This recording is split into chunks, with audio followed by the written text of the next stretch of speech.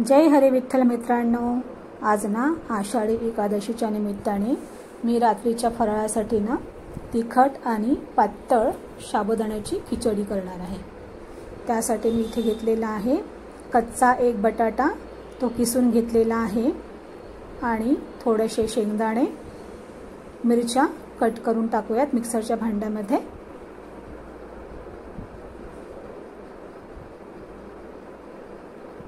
मिरच्या चवीनुसार घ्या, कोथिंबीर टाका, थोडेशी शेंगदाणे भाजलेले आणि कढीपत्ता आणि मिक्सरला जाडसर फिरवून घ्या बरं का, जास्त बारीक करायचं नाहीये।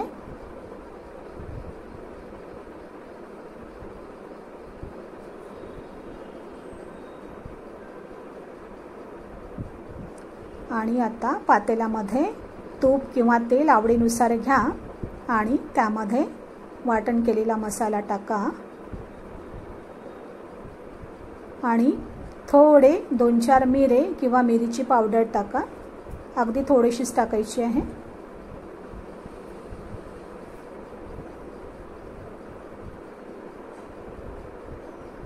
आणि किसलेला बटाटा टाकूयात।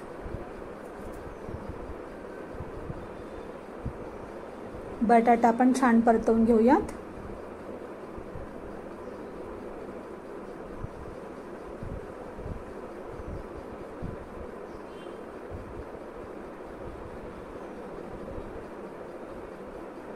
आणि आता भिजलेला साबुदाणा रात्रभर भिजत ठेवायचा आहे।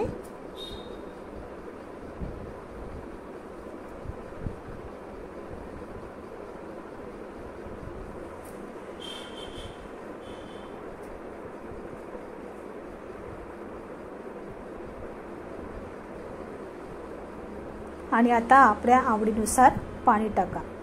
तुम्हाला जसं आवडत असेल ना, थोडंसं थिक किंवा जास्त पातळ, त्याप्रमाणे तुम्ही पाणी टाकू शकता।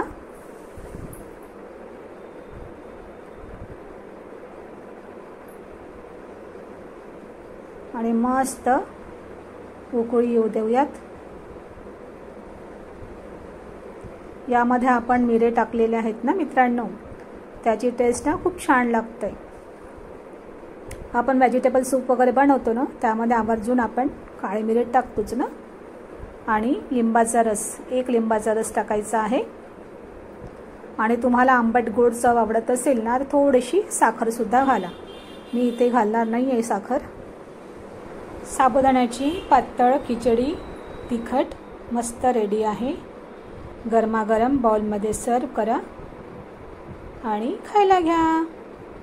धन्यवाद मित्रांनो।